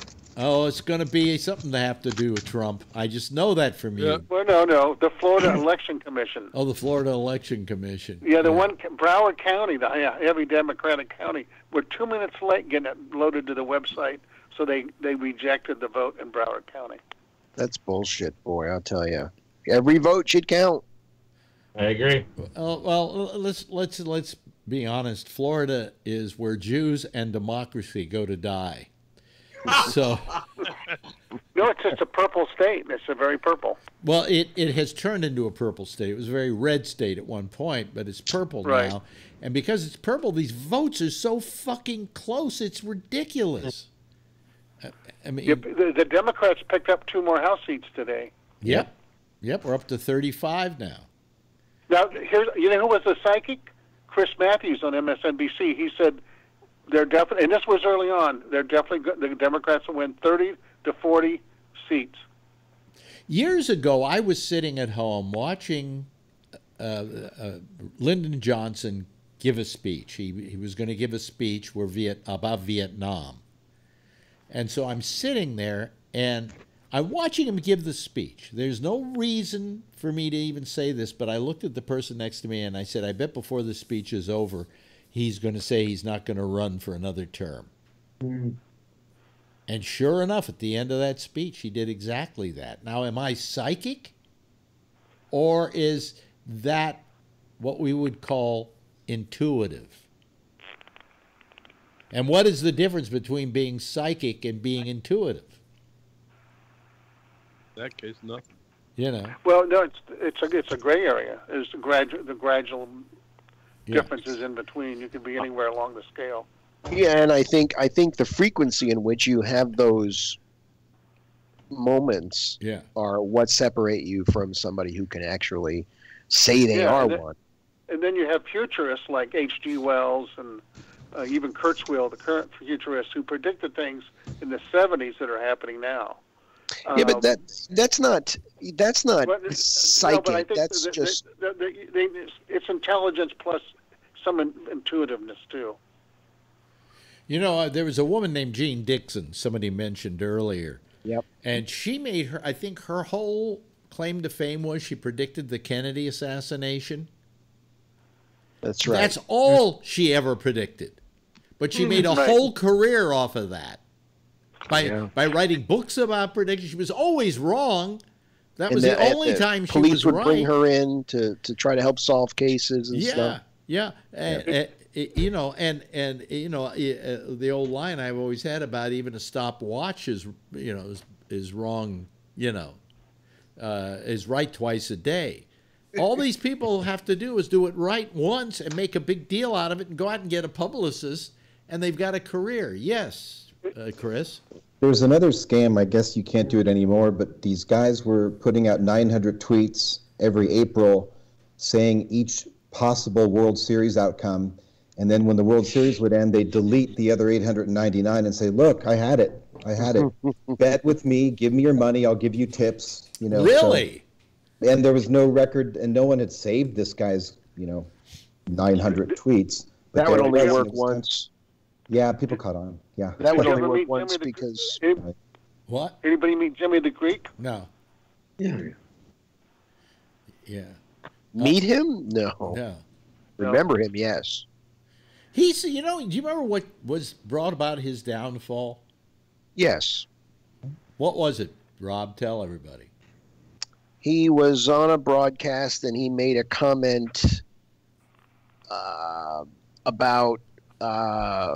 He said something about how African Americans are.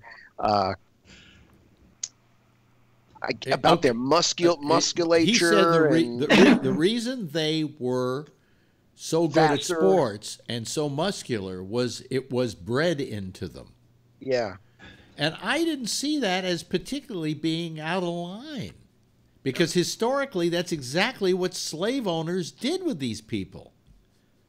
They were breeding them like they bred cattle. And I don't know why that was the downfall of Jimmy the Greek. In fact, it's funny. It's the timing, I think, probably because Howard Cosell used to say the most racist things during his broadcasts of Monday Night Football. See that little monkey go. Yeah. Look at that monkey run. Yeah. Yeah. And he people noticed it, but he never got in trouble for it. Jimmy the Greek was gone like that. But do you think that Jimmy the Greek was necessarily wrong in his assumption? I mean, it certainly made some sense. I think right or wrong probably isn't the reason why it's offensive to people. So that doesn't matter whether you're right or wrong. It's the sensibilities that it hits with people, and it still implies inferiority in a sense.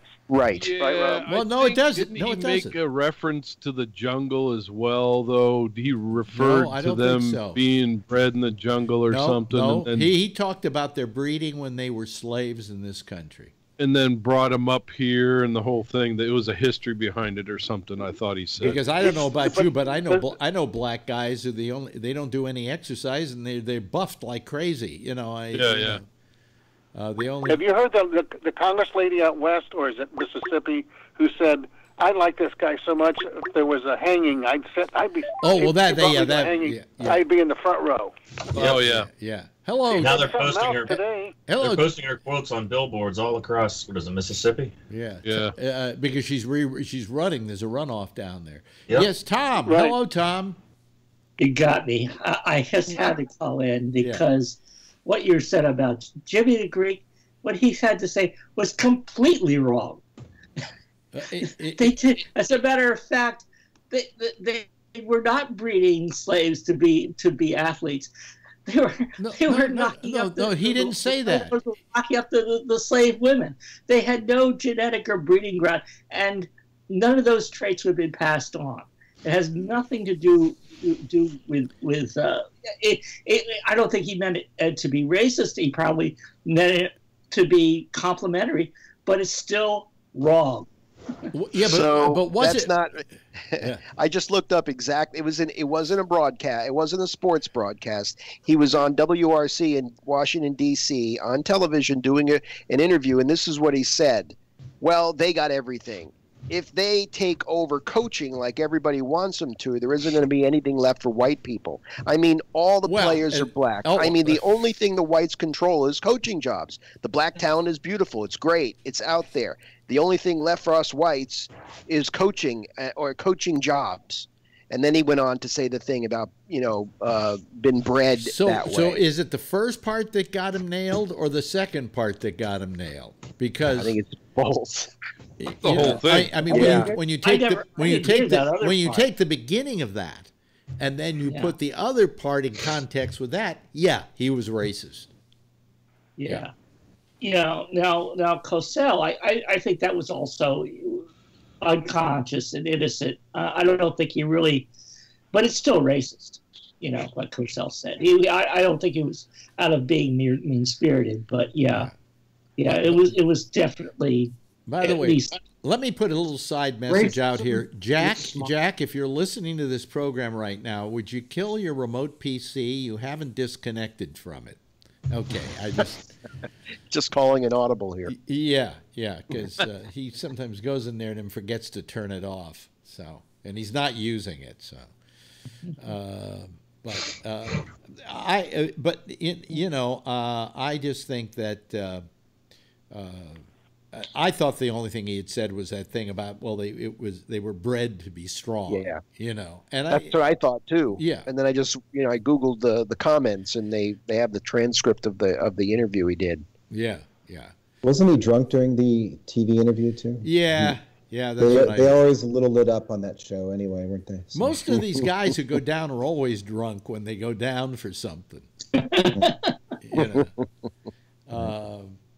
Who was it recently that got in a lot of trouble because I remember Joe Namath got in a lot of trouble because he was loaded. Funny. Musburger just got in a little trouble. He's here in Vegas, and he has a live big glass booth at a casino. He said something wrong, not in a racist way, but about women perhaps.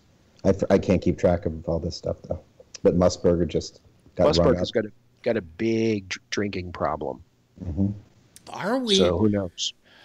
Maybe. I mean, I hate to say this, but are we getting too politically correct? Yeah, I mean, to the point where we're just nitpicky, If you make a comment like Jimmy the Greek made, all that, I don't think that's too sensitive. The whole thing, there's no jobs left. They have all the sports. All we have left is the coaching. That was terrible. Yeah, that was terrible because there's still You look at football teams. Who are the quarterbacks on football teams? The prime position in football. They're usually white, aren't they? Traditionally, there are some black now. Can anybody? I don't know the sport that well. Can anybody tell me why they're traditionally white? It's mixing up now. Yeah, it's mixing. It is mixing up now. Yeah, but there was a time where you're going to have yeah, there was a time when it was pretty dominantly white, and I think the coaching is also mixed up too. Yeah, it changed. Yeah, but anyway, I just think of the people lately who have gone down for one reason or another, and I wonder if it hasn't been too much sensitivity, But then again, I'm the guy who every time Trump says something racial, I get down his throat. So, Yeah, but he's the president. He is the president. And he should be an example for everybody. He should set the presidency sets the moral tone of the country, and in this case, what moral tone? It's terrible. Or does the moral tone of the country set the tone of the president? Chicken and egg shit. Yeah, well, that's what Phil believes. Because when you mention moral tone, that Trump should be setting it, he disagrees. So, you very well could be right. Well, I mean, we may agree. Phil and I may agree on this, but for entirely different reasons, obviously. Well, I mean, the reason Michelle Obama was so mad at Trump was that whole birther thing, and she felt it put her family's lives in jeopardy. Yeah. And she wasn't far wrong. I mean, the guy who sent all these bombs looked like he felt he had a sense of permission. the guy who went in and killed the 12 Jewish families was it 12 in? It was 11. You're thinking of the attack in California. Well, that was 12. About Pittsburgh. Pittsburgh. Yeah, that was 11. Okay, it was 11. Quit being picky. It was 11.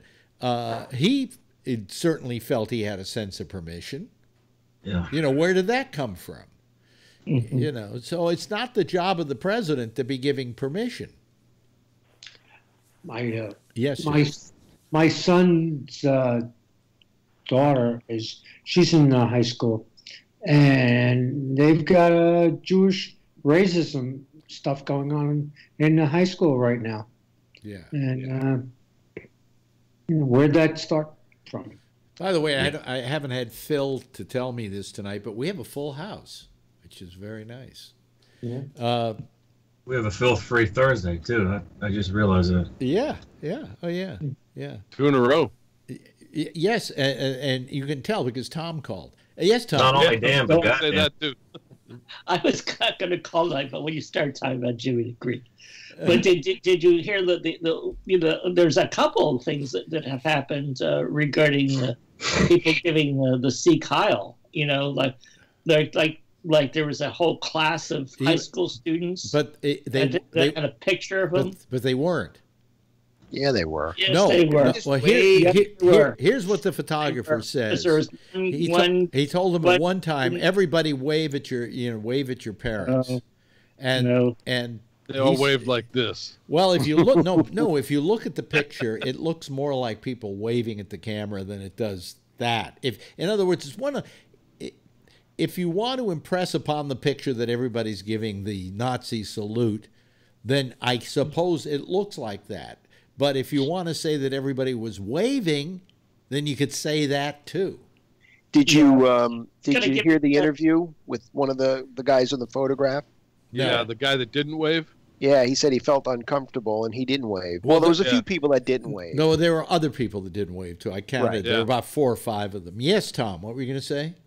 Yeah, I was going to mention what Rob did, but also that there's this case of was in Baltimore, they had a production of Fiddler on the Roof, and a guy right in the intermission started yelling, Hail Hitler, Hail Trump, or Hail Hitler, Hail Trump. Maryland. Jesus. Oh, yeah. Really?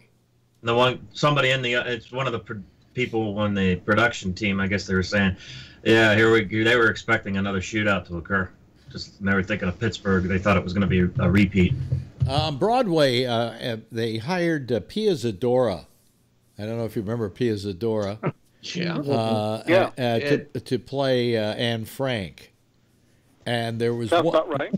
Yeah, and there was one part of the film in the stage play where the Nazis come in and say, "Where's the girl?" And somebody in the audience yelled, "She's in the attic." Hey, speaking of the Nazis, here's breaking news. They report that there's the court documents show federal prosecutors have just filed charges against Julian Assange, head of WikiLeaks.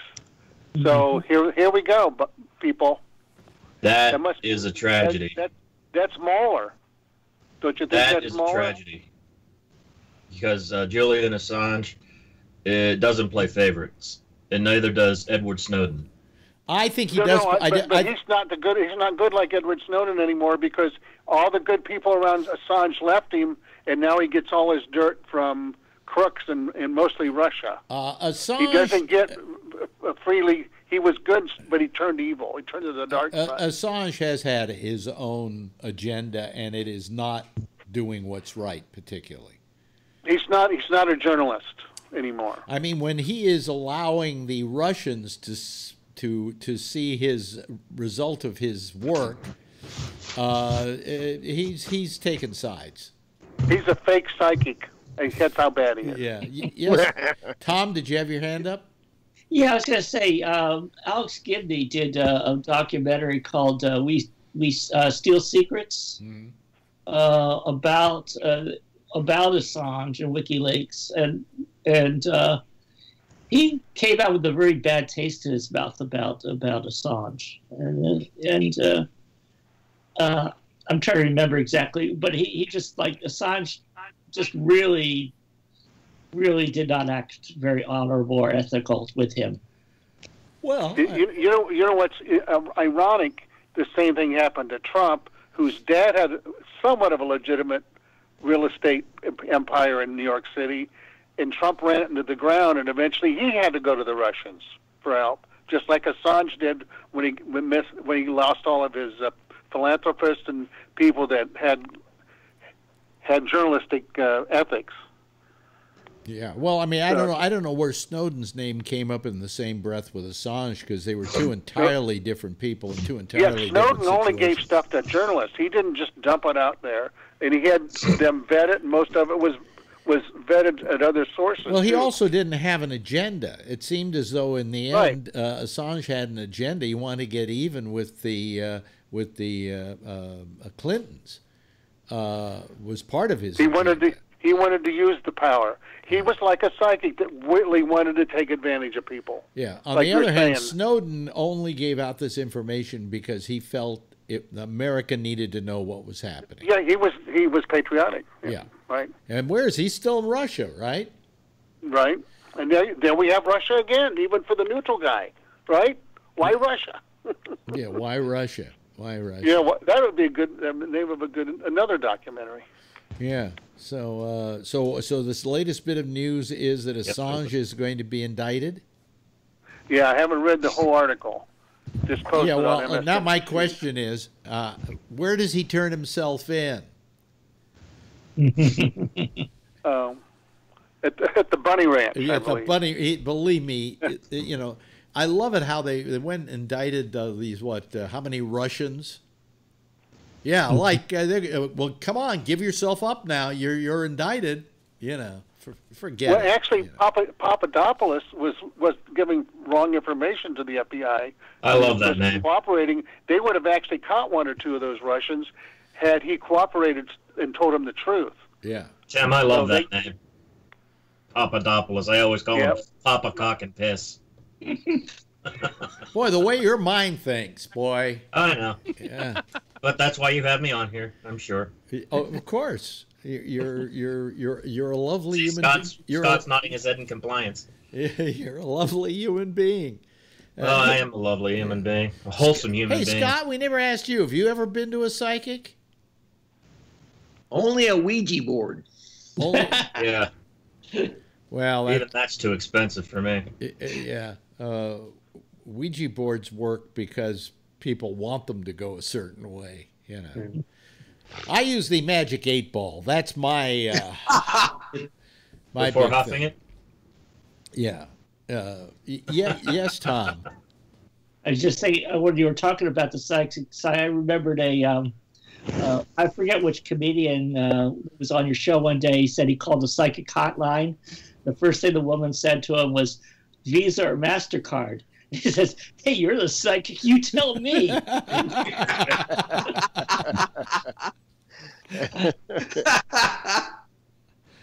Oh boy. Let me see. Is there anybody else I didn't ask? Did I ask you, Brian? Go ahead. What? You ever been to a psychic? Oh, fuck no. Oh, I figured that was going to be the answer I was going to get from you. Oh, fuck. No. If I ever get fuck you money again made, that's the last, just like before, it's the last place I'll blow my money on. Well, Rob, who says he's had positive experiences with psychic people, I think you would even have to agree with me, Rob, that for the most part we should probably not embrace these psychics, because there are those who are doing harm to people. I mean, you have. But I have to say. Wait a minute. Let Rob finish what he was saying. I mean, you just like anything else, you have to approach all of these people, and that's everybody. I mean, there are quacks, doctors, and financial advisors, and I mean, you have to know who you're talking to, and you have to build up either a level of trust with them over time. You don't just go walking into a storefront, sit down and let them read the tea leaves and walk out and live your life that way. Well, Teller did a lot of debunking, Penn and Teller. And one of them was in the Philippines. There are people who claim they can cure cancer, and they literally will put their hand down into what appears to be the person's body and produce a piece of bloody material and saying, "I've now removed the cancer." And really, what it is, it's a chicken liver. But there are people that's horrible. But there are people like this who give people false hope, and through that false hope, they don't go and get the real help they should get. Yes, Tom. Of course. Joe Pine, back on at KLAC, right. They sent him to the Philippines to investigate these psychic surges, and that's what he discovered. They had they made little indentions in the skin and filled it up with some kind of animal's blood, and they would be pulling these organs out. Yeah. And I don't know if if your wife was working for at the time that he, but that was a big thing at the station. Well, that was my first wife who worked with him. You're right. Yeah. So you don't remember that, huh? I don't even remember my first wife. Okay. So, let alone. Purge them from your memory banks, have we? But do you remember Joe Pine? I do remember Joe Pine. Joe Pine was the original. I mean, he was really the one before Limbaugh, before Mort. What's his name? Morton Downey Jr. Morton Downey Jr. Before all of them, he was the kind of the mean guy on radio. And I got to know him because my wife knew him. Now, I don't know if she worked for him or whether she just knew him, but I got to know him a little bit. And one day we were walking down the street, down Santa Monica Boulevard or whatever, Wilshire, and we were talking back and forth. And I was at Armed Forces Radio and Television Service and wanting to be desperately in the same league as Joe Pine. And he was a nice guy. And we passed by this woman on the street who has her hand out. She wants some money. And he pulls out a $10 bill and gives it to her and then looks at me and says, "I will never talk to you ever again if you tell anybody what I just did." Because he needed to maintain a reputation of being this mean person, And that's when I learned that, whatever you are on radio doesn't mean that's what you are in life, unless you're Sean Hannity and then you believe it. And you have more than two people confirming that he's an asshole off the air, as much as you have millions of people confirming that he is an asshole on the air. Well, I can confirm off the air that Sean Hannity is a fucking asshole. I can see it. Absolutely. I did a phone thing with him once with Alan Combs, and he was on the phone and I was on the phone, and Combs, of course, was in the studio. And we got into this big argument, and I finally, at one point, I think I said to Sean, "Sean, knock it off. We're just in show business, But just as there are different and he kinds says, of cancers. "I'm not in show business. I'm a serious broadcaster." And Combs told me after the fact that when he finally got Hannity off the air at some point, either that night or the next day, Hannity said to him, "Never put me on with that guy ever again." And I took that as a badge of courage. That's wonderful. I was the guy that Sean Hannity never wanted to be on with again. He's a fucker. He's an asshole. And I know people who were around in the very beginning who said he was a pretty charming, decent guy, and then he started taking what he was doing too seriously. Yes, Brian. All right. One, there's a part of it, as skeptical as I am of religion and God and psychics and all that, there's a part of me that agrees with what Tim said earlier, and that there's still so much we don't know. I mean, hell, we only use like 20% at most of our brain for non-cognitive functions as well as cognitive functions. Yeah. But also realize that people like Mike Huckabee are assholes too, because much like a cancer, there are different kinds of cancers, and so there are different types of assholes. They don't ascribe to one playbook for assholes. There are various playbooks. Well, look, I got to tell you that I had Huckabee on a couple of occasions, and I did not find him to be an asshole. There are plenty of assholes who will smile to your face and fuck you. I actually like Mike Huckabee. I mean, personally, I told him, I said, your politics are crap, okay? I said, but you are charming, you know, and everybody I ever talked to about Mike Huckabee who knew the guy said they felt the same way. They didn't agree with his politics, but he was a very amiable guy. People say I'm an asshole, but I'm not the same asshole that Sean Hannity is. Hell, hate me. I like Tom DeLay. He was terrific. He was. Huckabee's daughter's going to be fired soon. No, she's quitting at the end of the year. She already said that. She is? Yeah, she's quitting? Yeah. She said that a couple of months ago, yeah. Start of the new year, she's gone. Yeah. One last question. I just want to go around the panel. Very simple answer. Rob, do you believe in God? Yes. Brian? No. Why did I think that would be the answer from Brian? Tim? Because I'm consistent. Tim? Yes, definitely. Oh, okay. Kevin? Yeah. That was reluctant. Yeah, maybe, could be. Yeah, well, I was brought up a Catholic, went to Catholic school, and I was pounded in my brain. But then you know. Tom, do you believe in God? I'm open to the possibility. Ah, very good answer. I like that answer. Of course, we don't have to ask Scott. Scott goes to church every day, right, Scott? Yes. That is correct. Okay, so every day? Yeah, every day. Yeah. Wow. Yeah. Tried and true Catholic. I didn't know Catholics. I was born and raised a Catholic. I didn't know Catholics go to church every day. Well, apparently they do. They how about you, Jeff?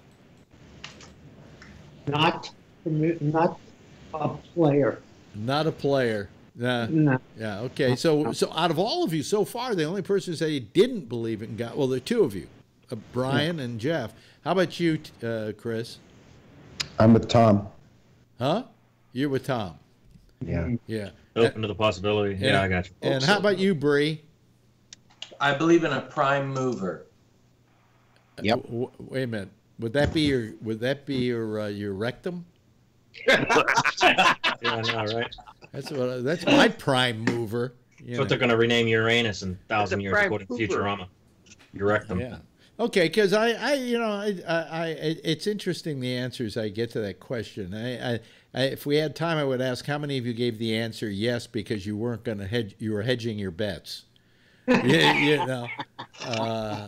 As for me, I see no proof of it.